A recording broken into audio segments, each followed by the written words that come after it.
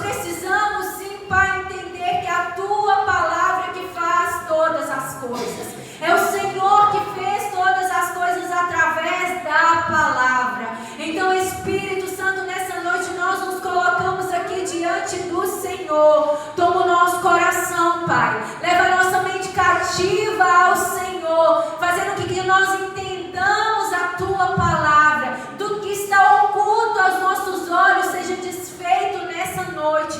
Abra a nossa mente, abra o nosso entendimento. Repreende, Pai, em nome de Jesus, todo ladrão da Tua palavra. Que somente a Tua voz venha falar nesse lugar. Que todas as outras vozes venham ser anuladas em nome de Jesus. Quando nós ouvimos aqui essa palavra, quando nós vamos ler, esse livro de Mateus 14, nós vamos ver que Jesus, ele ouve falar que João Batista era morto. E a palavra do Senhor vai dizer que Jesus, ele se retira para orar. E quando ele desce ali do monte, ele vê uma multidão que esperava ele. E a palavra do Senhor vai dizer que ele se compadece. E a Bíblia diz que juntamente com ele estavam os seus discípulos. E a Bíblia vai dizer que Jesus curou, libertou pessoas. E um pouco depois as pessoas começaram a ficar ali com fome. E a Bíblia vai dizer que Jesus chama os seus discípulos à parte e diz para eles assim: olha, onde tem lugar aqui para comprar comida para esse povo? Porque já é tarde, eles querem comer. E os discípulos falam assim: não tem como comprar comida, nós estamos numa área deserta e não tem como comprar comida, é muita gente. E Jesus, ele faz aquela pergunta, né? Mas o que vocês têm? O que vocês têm, repartam. E aí tinha 5 pães e 2 peixes, e aí ele faz a multiplicação, todo mundo se farta, sobram os cestos, e Jesus fala assim: olha, agora vocês, discípulos, vão atravessar o mar, e eu vou terminar de despedir a multidão, e daqui a pouco eu encontro com vocês. E aí a palavra do Senhor vai dizer que já era madrugada, e o vento era contrário. E a Bíblia diz que os discípulos, eles começaram a estar no meio de uma tempestade. E a Bíblia diz que eles começaram a temer. Nós vamos passando por situações na nossa vida de imensa tempestade. Nós caminhamos com Jesus. Nós vamos ver os milagres que Jesus, eu acho que se eu der o microfone aqui, cada um tem um milagre para contar. Só de nós termos acordado hoje já é um milagre. Porque a Bíblia vai dizer que a misericórdia do Senhor, ela se renova todas as manhãs. Quantas pessoas estão num leito do hospital? Quantas pessoas saíram da sua casa e não retornaram? Nós ligamos a televisão e quantas coisas absurdas nós ouvimos. Pessoas que saem, uma pedra cai. Pessoas que saem e acontece alguma situação e elas não retornam mais. Quantos livramentos o Senhor tem nos dado todos os dias. O problema é que nós esperamos o extraordinário acontecer para que a gente glorifique a Deus. A gente não glorifica a Deus no ordinário porque eu enxergo, porque eu estou acostumada a enxergar, porque eu tenho as minhas 2 mãos, porque eu já estou com elas, porque eu tenho 2 pernas, porque eu já as tenho. Nós só sentimos falta quando nós perdemos. Nós precisamos agradecer pelo que nós temos hoje. Nós precisamos olhar para a situação que estamos vivendo com olhos de resiliência. E nós estamos perdendo isso nesses dias. Porque o mundo, amados, é muito imediatista. Depois que veio as redes sociais, nós ficamos nos alimentando da vida daquelas pessoas ali, que nós ficamos ali passando o dedo e achando que aquilo ali tudo é uma realidade, é uma ilusão.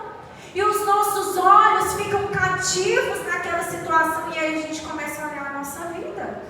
E a gente começa a dizer: nossa, mas a vida dessa pessoa está tão boa, né? E a minha vida está assim. Mas eu não vivo a vida daquela pessoa, eu vivo a minha vida. Então eu preciso me lembrar de quem Cristo é na minha vida. A Bíblia diz que os discípulos estavam ali com Jesus. Os discípulos, eles viram os milagres. Os discípulos, eles viram Jesus curando. Os discípulos discípulos viram Jesus libertando, mas no meio da tempestade, o que eles fazem? Eles ficam com medo. E nós, queridos, infelizmente, nós caminhamos próximo de Jesus. Falamos que temos um relacionamento com Ele, mas na verdade, o nosso relacionamento às vezes é raso. Porque no dia da adversidade nós começamos a fazer o quê? Questionar. Deus, mas por que isso está acontecendo comigo? Deus, mas por que essa situação tão difícil está acontecendo comigo? E por que não comigo? Por que não comigo?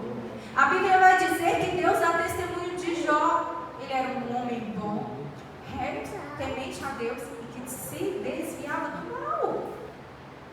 E o próprio Deus permitiu que Satanás roubasse tudo que ele tinha, menos a esposa e a vida dele. Então nós olhamos para a nossa vida e nós começamos a questionar se realmente Deus existe. Se realmente Deus está olhando para a gente. Quem nunca, gente? Quem nunca fez aquela oração assim, ai Deus, o Senhor me esqueceu? Quem nunca fez a oração assim, Deus, será que o Senhor está me ouvindo?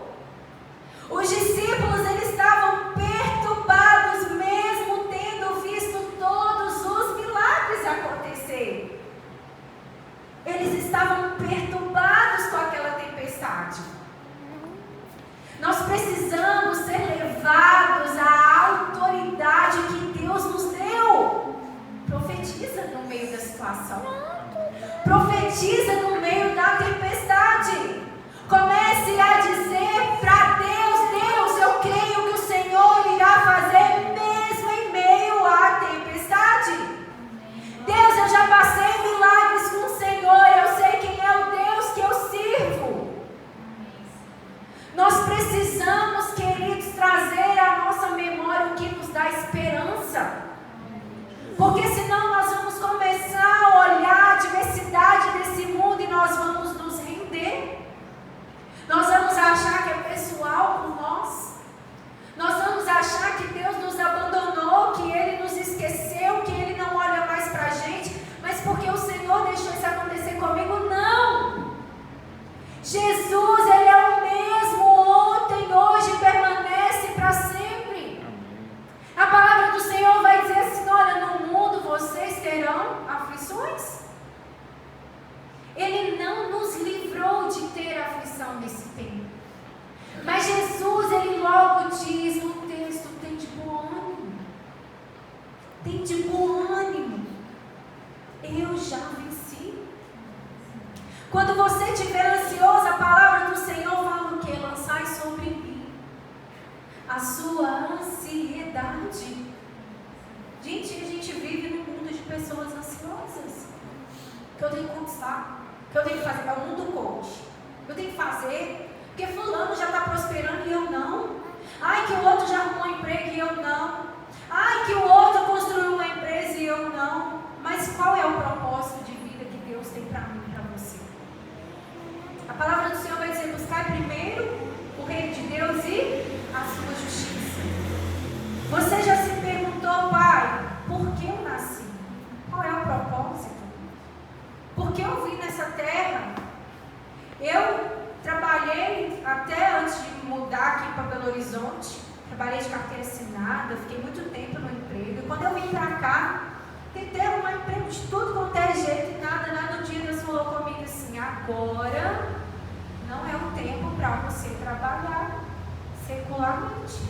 É o seu tempo de aprender a descansar e confiar em mim e trabalhar para mim. Deus falou comigo exatamente dessa forma. Será que nós estamos buscando ter essa intimidade com Cristo para ouvir o que Ele quer de nós?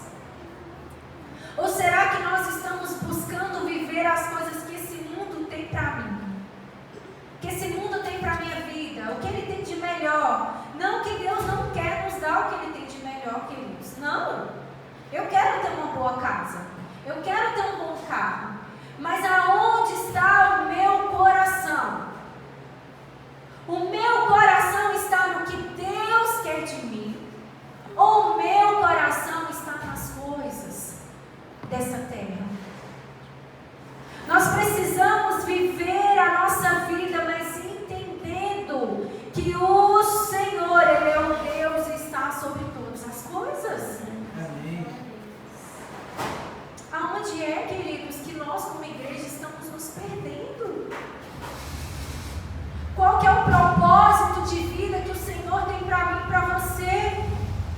Os discípulos caminhando com Jesus, mas se perdendo quando veio a tempestade.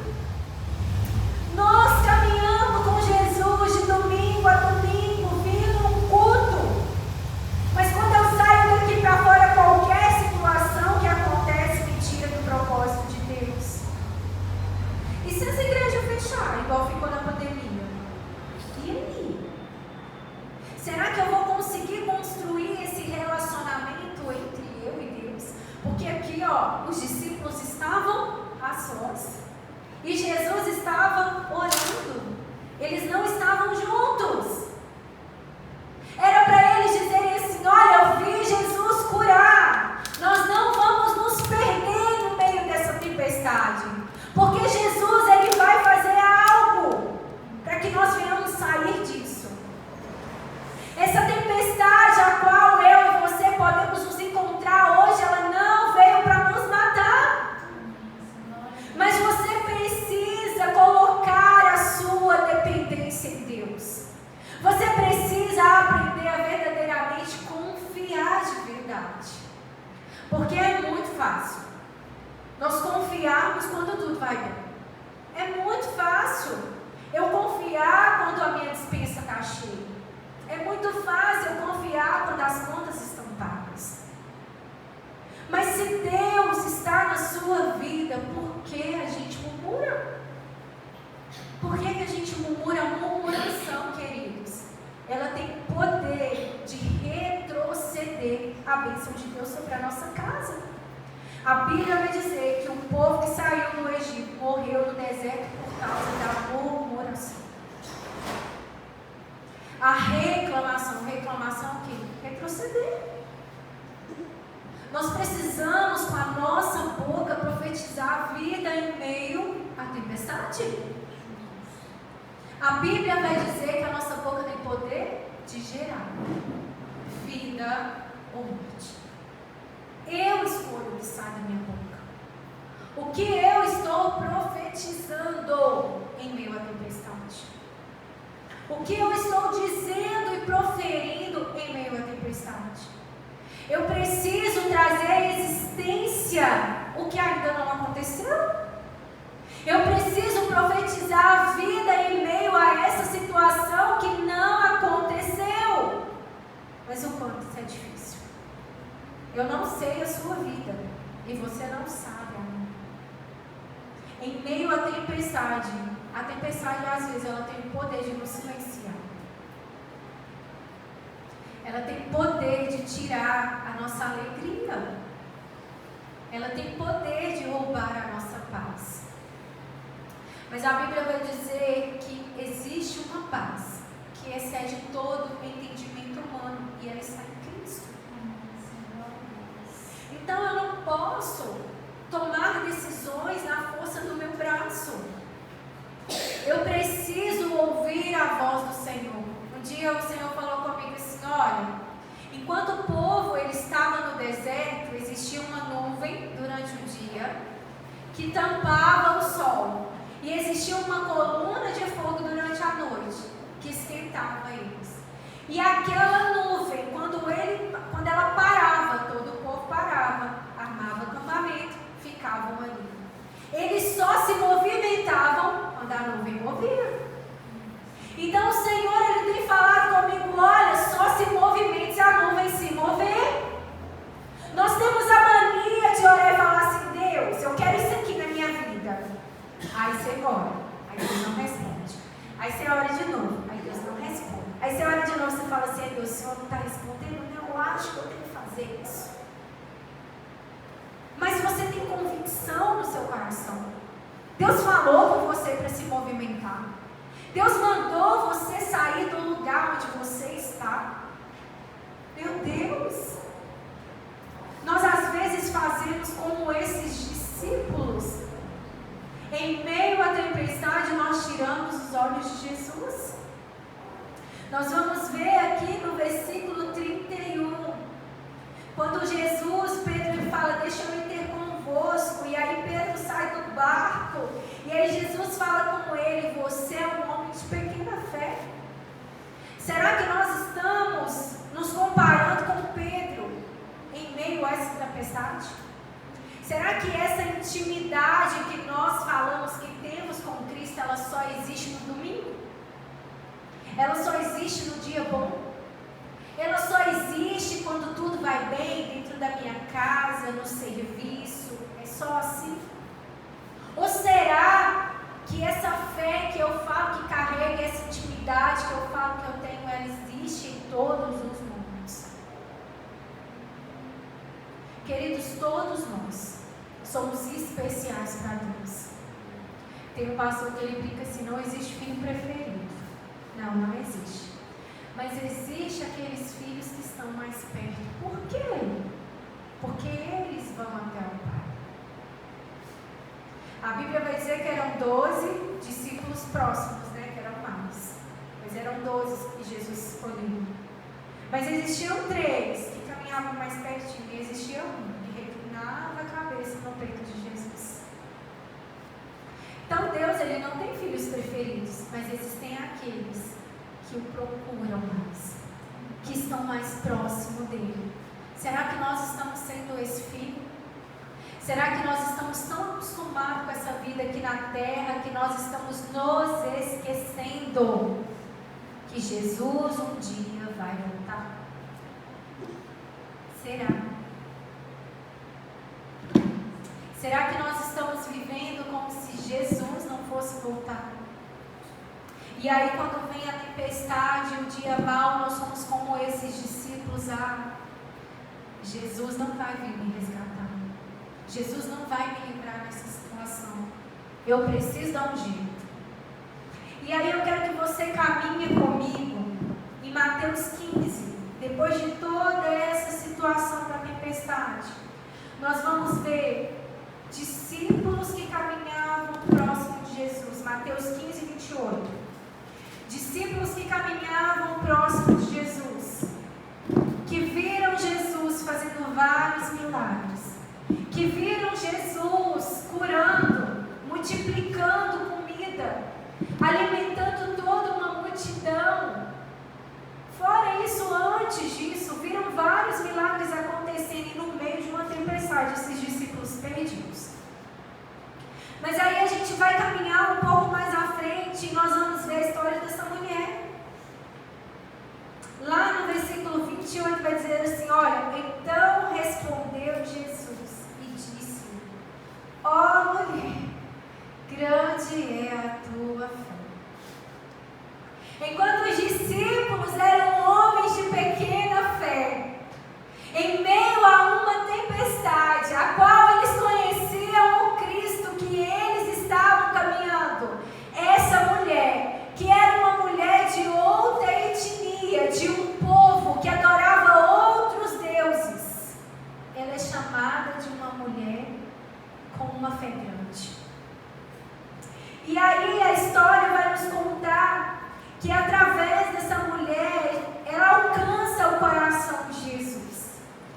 Diferente dos discípulos, né, que eram próximos, mas o relacionamento deles com Jesus era pequeno. Essa mulher, o relacionamento dela de fé, fez com que Jesus parasse para atender, mesmo ela não sendo uma israelita, mesmo ela sendo uma mulher que alcança, que adora outros deuses. E aí às vezes nós falamos assim: nossa Deus, por que na vida daquela pessoa ali, às vezes que é ímpia, as coisas acontecem? Eu aprendi que o sol, ele nasce para todos. A Bíblia diz isso. Ele nasce para justo e injusto. E às vezes vocês já ouviram pessoas que são de outras religiões e falam assim: nossa, eu fiz um voto e alcancei. Eu fiz um voto com isso e alcancei. Não foi porque o santo ou alguém fez, não. Foi porque a fé da pessoa era tão grande que ela alcançou.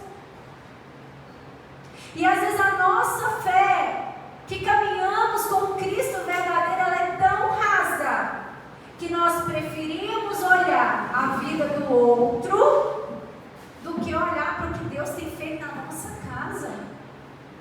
E aí nós vamos ver lá em Mateus 15, 25, o que fez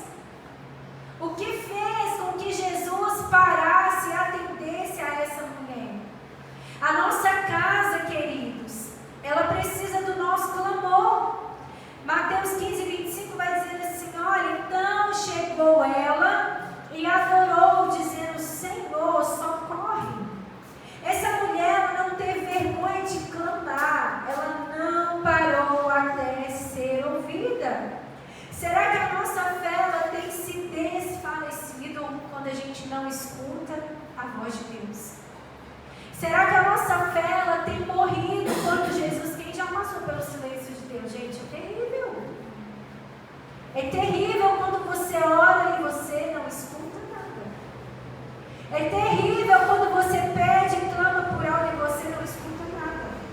O silêncio de Deus é terrível. Mas o silêncio de Deus, ele tem duas coisas.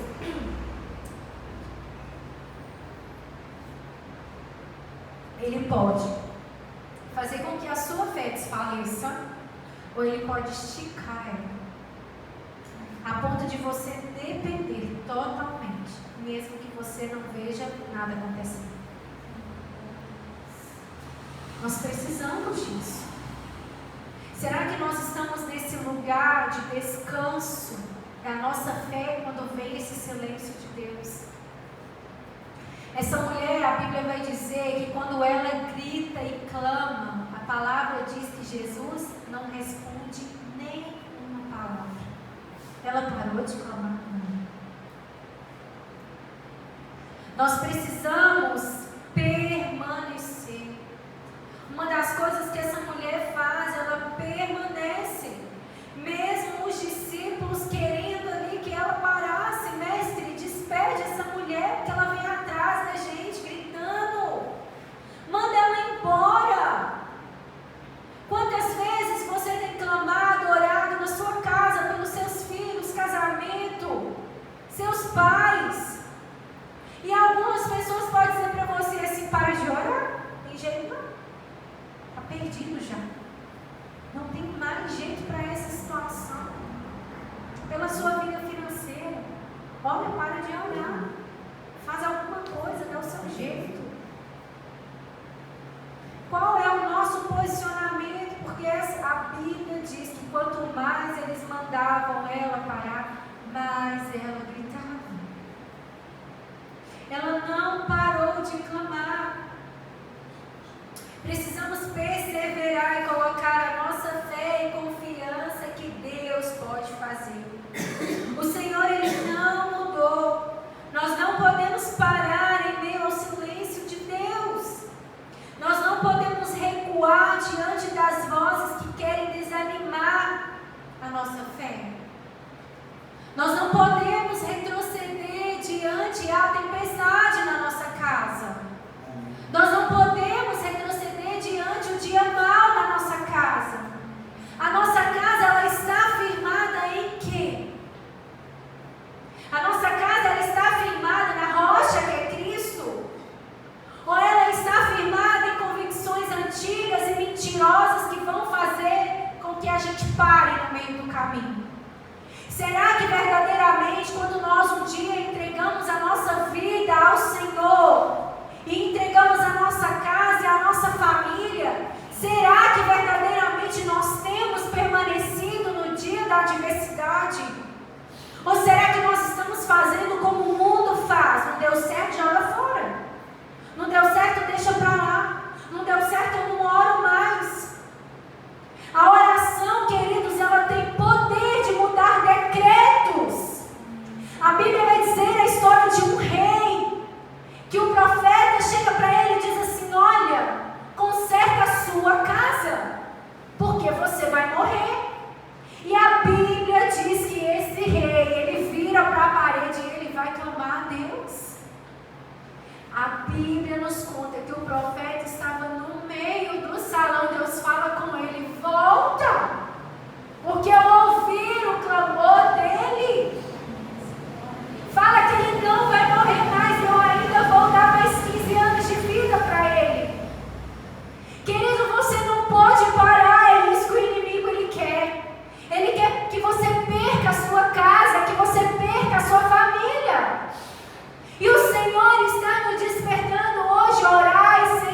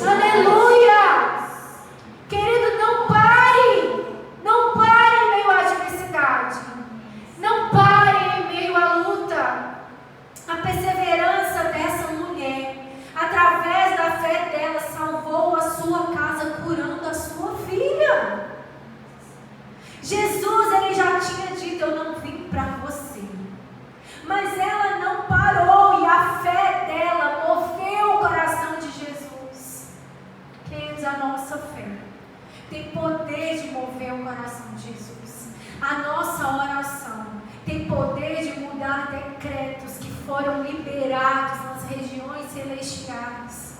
Não pare. Não pare quando você vê que nada acontece. Não pare quando você olhar para a situação e as circunstâncias e as notícias são más. As notícias são ruins. Mas você está gerando através da sua oração no mundo espiritual. Aos olhos naturais você não está enxergando, mas aos olhos espirituais o reino do Senhor, ele está se movimentando ao seu favor e a favor dos seus familiares, ao favor da sua casa. Pessoas estão sendo salvas, libertas, curadas através do seu clamor. Queridos, olhem com os olhos da fé. Tira a sua visão natural e começa a olhar com os olhos da fé. Profetiza lá dentro. Profetiza na sua casa. Profetiza sobre aquele lugar que parece de morte, mas é lugar de vida. No mundo espiritual já aconteceu. A Bíblia vai dizer no Pai Nosso: assim na terra como eles. No mundo espiritual já aconteceu. Então nós precisamos nos posicionar, viver uma vida de intimidade verdadeira, confiar que o Senhor ele pode fazer muito mais. Ore pela sua casa, queridos. Não ouça as vozes que mandam você parar. Ore pela sua família. Não fique dando ouvido para mentiras, enganos do diabo. A Bíblia vai dizer que existem dardos inflamáveis. Vem em forma de pensamento na nossa mente. Nós precisamos nos revestir da armadura de Deus e lutar com as armas espirituais, porque a nossa luta não é contra pessoas. A nossa luta é contra principados e potestades. Comece a dizer: Senhor, passa o sangue de Jesus sobre a minha casa. Senhor, coloca os teus anjos aqui neste lugar. Vai bater em retirada. Comece a profetizar lá dentro da sua casa, querido. Você tem autoridade na sua boca. Comece a dizer: olha, eu mando embora todo espírito de confusão, todo espírito de bebedice, todo espírito contrário que vem tentando trazer confusão aqui dentro, eu mando embora. Aqui quem reina e impera é o Senhor. Comece a colocar a autoridade da sua casa nas mãos de Jesus. Comece a declarar: aqui quem reina é Jesus. Aqui não tem espaço para demônio. Aqui quem reina é Jesus. Todo o império das trevas que vem tentando estar aqui dentro dessa casa, eu mando embora. Amém, queridos? Eu quero que você se coloque de pé. Nós queremos aqui nessa noite orar pela sua casa. A vitória, ela está acessível a mim e a você. As mãos de Deus, ela não está recolhida. Não. A vitória está acessível a mim e a você. Mas nós precisamos colocar a nossa fé em ação. O que fez essa mulher obter vitória, diferente dos discípulos, homens de pequena fé. E essa mulher, olha que mulher com grande fé. Eu quero que você, eu não sei aonde é a sua casa, estenda suas mãos para o seu lar. Feche os seus olhos e comece a declarar vida sobre aquele lugar. Queridos, mais do que você, não tem ninguém aqui que saiba mais do que você, o que você está vivendo. Não tem ninguém aqui que saiba mais do que você, o que você está passando lá dentro dessa casa. Então comece a declarar: Pai, eu preciso de Ti dentro do meu lar. Pai, o Senhor é aquele que conhece a situação de cada irmão aqui nessa noite. Deus, eu não sei se é algo espiritual, se é alguém, Pai, que de alguma forma tem causado contenda e confusão dentro desse lar. Mas o Senhor é aquele, Pai, que traz paz. O Senhor é aquele que dissipa todas as guerras. O Senhor é aquele, Pai, que pode fazer muito mais do que a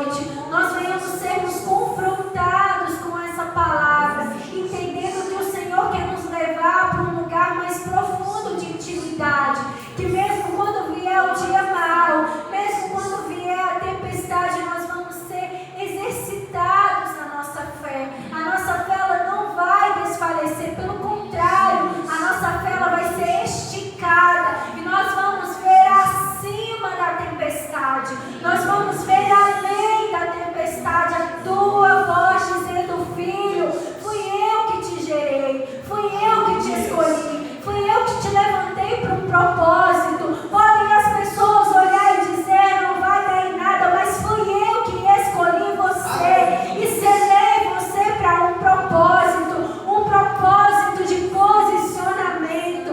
Então, Espírito Santo, que nessa noite, Pai, o Senhor tome a nossa casa, o nosso coração, e esteja conosco, em nome de Jesus. Você